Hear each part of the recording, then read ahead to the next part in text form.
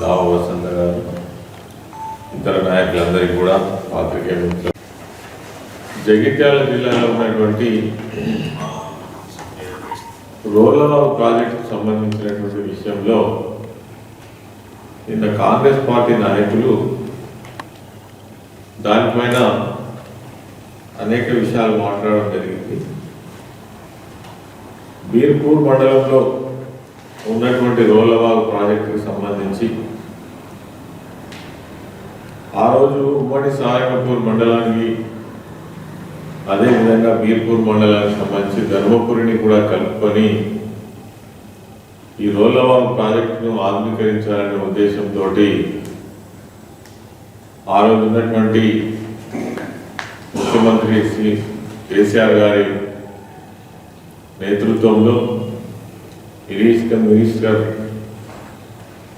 హరీష్ రావు గారి సహకారంతో, అదేవిధంగా అప్పుడు ఎంపీగా ఉన్నటువంటి కవిత గారి సహకారంతో ఈ జిల్లాకు సంబంధించి ఆ రోజు మంత్రిగా కూడా నేను ప్రాతినిధ్యం వహిస్తున్నటువంటి సందర్భంలో ఈ ప్రాజెక్టు నిర్మాణం చేయడం వల్ల దాదాపు సారంగపూర్ మండల్,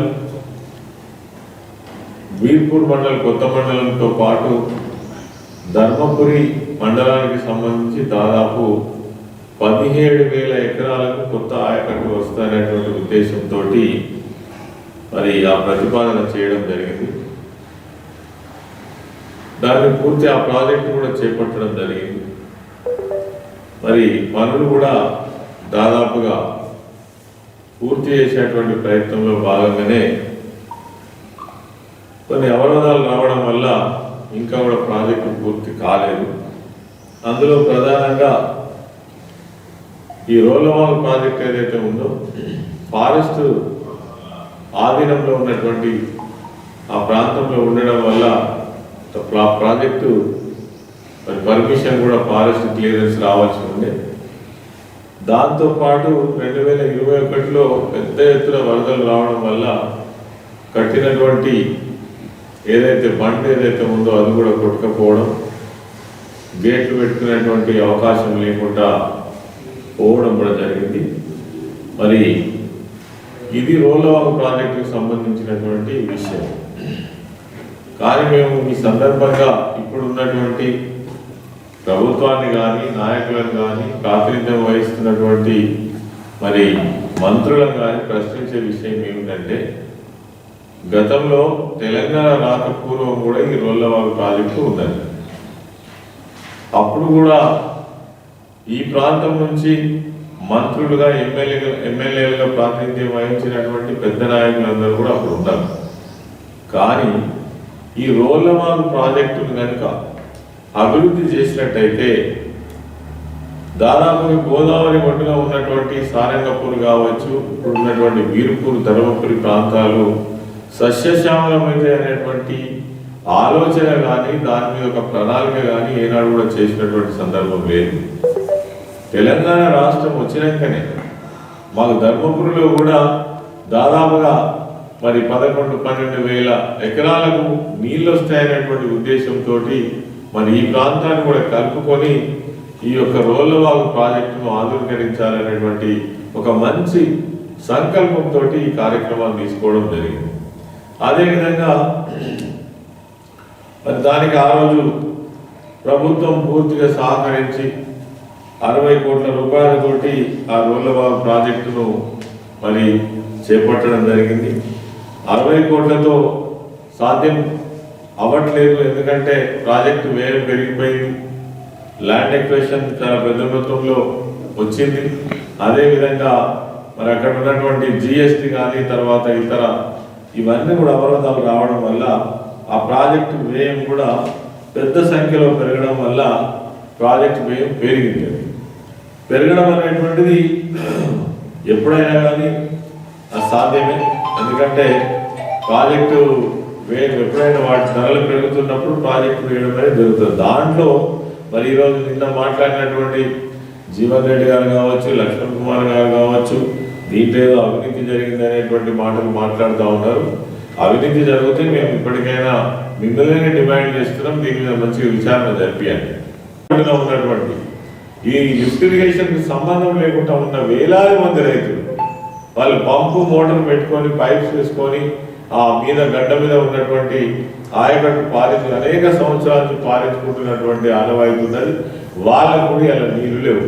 కాబట్టి మరి మీరు గోదావరిలో నీళ్లు ఇడిపించడమే మరి ఈరోజు ఉన్నటువంటి ముఖ్యమైనటువంటి ప్రాధాన్యత. మరి దీన్ని పక్కకు పెట్టి మీరు ఏదో మాట్లాడితే కాదు. ఎందుకు నిన్న రోలవాగు దగ్గరికి పోయినవారంటే రైతులందరూ అడుగుతున్నారు, నీళ్ళు ఇస్తారా ఇయ్యరా, గోదావరిలో నీళ్ళు ఎండిపోయినాయి, నాటు వేయమంటారా వద్దంటారా అని అడిగితే అప్పుడు సోయి వచ్చి మీరు రోలవాగు ప్రాజెక్టును సందర్శించారు. నిజంగానే మీకు చిత్తశుద్ధి ఉంటే సంవత్సరం దాటింది కదా, ఇదివరకే దీని మీద ఒక సమీక్ష జరగాలి కదా.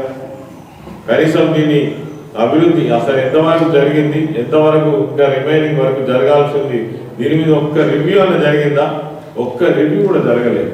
ఒక్కసారి కూడా దీని గురించి ఆలోచన చేయలేదు. ఎక్కడెక్కడ నీళ్లు ఇయ్యలేని పరిస్థితి ఉన్నది కాబట్టి ఇలా పోయి రైతులు అడుగుతున్నారు కాబట్టి ఇలా పోయి మళ్ళీ ఏదో ఇరిగేషన్ మంత్రిని కలిపి నీళ్ళు ఇప్పిస్తామని చెప్పేసి మాటలు మాట్లాడుతుంది. కాబట్టి పని చేసే పద్ధతి ఇది కాదు. పని చేసేటోనికి పని కనబడుతుంటుంది. ఓరో చెప్పుదే గుర్తుకు రాదు. రాగానే మీరంతా దీని మీద సమీక్ష చేయాల్సిన అక్కర లేకుండా లిఫ్ట్ ఇరిగేషన్ స్కీమ్స్ ద్వారా అసలు ఎన్ని ఎకరాలకు ఆయకట్ట వస్తున్నది, వాడికి మరి నీళ్లు రాకపోతే ఈ లిఫ్ట్లు ఎటు నడుస్తాయనేటువంటి ఆలోచన కదా. మా దగ్గర కూడా దాదాపు 14 లిఫ్ట్ ఇరిగేషన్ ధర్మపురి నియోజకవర్గంలో మేము వచ్చినాక పెట్టుకున్నాం. అది వరకు ఉన్నప్పుడు ఎవరికి కూడా సోయి లేదు. గోదావరిలో నీళ్ళు పోతున్నాయి కానీ లిఫ్ట్ పెట్టుకుంటే పాపం రైతులు బతుకుతారని కూడా ఎవరు ఆలోచన చేయలేదు. కాబట్టి ఇప్పటికైనా కాంగ్రెస్ ప్రభుత్వంలో ఉన్నటువంటి నాయకులను కోరుతా ఉన్నాను, వెంటనే గోదావరిలో నీళ్లు విడుదల చేయాలి. అదేవిధంగా రోలవాగు ప్రాజెక్టు పనులు కూడా పూర్తి చేయాలి. మీకు నిజంగానే దీని మీద కూడా అనుమానాలు ఉంటే దీని మీద సమగ్రమైనటువంటి విచారణ జరిపించాలి. దోషులైనటువంటి వాళ్ళ మీద శిక్ష వేసేటట్టు చర్యలు తీసుకోవాలని మేమే డిమాండ్ చేస్తున్నాం. వాళ్ళ అధికారులా ఇంకెవరా ఆనాడు మేము ఆరాటపడ్డది ఏంటంటే రోలవాగు ప్రాజెక్టు తొందరగా పూర్తి కావాలి. అక్కడ ఉన్నటువంటి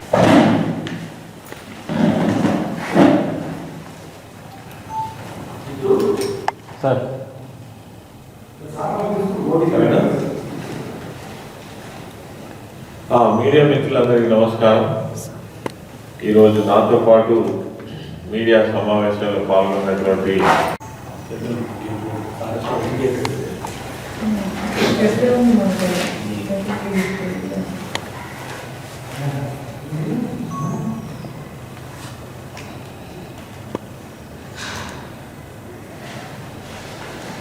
పని చేయండి. అదేవిధంగా ఫారెస్ట్ వ్యయం పెరిగిందని కూడా మాట్లాడుతున్నారు కదా. మాట్లాడినప్పుడు ఏదైనా ల్యాండ్ అక్విజిషన్ కూడా 279 ఎకరాల ల్యాండ్కు డబ్బులు రైతులకు చెల్లించిందని వ్యయం కూడా పెరిగింది. జిఎస్టీ 5% నుంచి 18% పెరిగింది. దీనికి సంబంధించినటువంటి లెక్కలు పక్కన కూడా అధికారులకు ఎప్పటికప్పుడు తెలుసు. మేము ఈ సందర్భంగా చెప్పేది ఒకటే, ఈ ప్రాజెక్టు నిర్మాణం చేయడం వల్ల ఈ ప్రాంతంలో ఉన్నటువంటి రైతులకు మేలు జరుగుతుంది. ఇది మీకు ఒకవేళ పట్టున్నట్టయితే దాన్ని వెంటనే పూర్తి చేయాలని కోరుతున్నాం. అదేవిధంగా గోదావరి ఈ ఒడ్డులో ఉన్నటువంటి గ్రామాలు ఏవైతే ఉన్నాయో జగిత్యాల నియోజకవర్గం కావచ్చు, ధర్మపురి కావచ్చు, దాదాపుగా ఒక 20 వరకు లిఫ్ట్ ఇరిగేషన్ స్కీమ్స్ ఉన్నాయి. అవతలి వైపు కూడా ఉన్నాయి. మరి ఈ లిఫ్ట్ ఇరిగేషన్ స్కీమ్స్ ఖచ్చితంగా నడవాలంటే గోదావరిలో నీళ్లు ఉండాలి. ఇలా గోదావరి మొత్తం ఎండిపోయింది. లిఫ్ట్ ఇరిగేషన్ స్కీమ్స్ నడవకపోతే గోదావరి అటువంటి ఉన్నటువంటి రైతులకు కావచ్చు, ఇటువంటి ఉన్నటువంటి రైతులకు కావచ్చు నీళ్లు రావు. నీళ్లు రాకపోతే రేపు నాట్లు వేయరు. మరి మీ మీద నమ్మకం అయితే కనబడితే లేదు. మీకు చిత్తశుద్ధి ఉంటే నిన్న పోయి పెద్ద పెద్ద మాటలు మాట్లాడొచ్చారు కదా. వెంటనే మేము డిమాండ్ చేస్తున్నాము, గోదావరిలో నీళ్లు వదిలిపియండి. ఈ 1000 ఎకరాల ఆయకట్టును కాపాడండి. నాకు తెలిసి ఈ లిఫ్ట్ ఇరిగేషన్ స్కీమ్స్ తర్వాత ఈ రోలవాగు ప్రాజెక్టు పైన ఆధారపడినటువంటి దాదాపు 1,00,000 ఎకరాలు మీరు కాపాడలు వాళ్ళు అవుతారు. కాబట్టి గోదావరిలో నీళ్ళు ఇప్పిమని మాత్రం మేము డిమాండ్ చేస్తున్నాం. అదేవిధంగా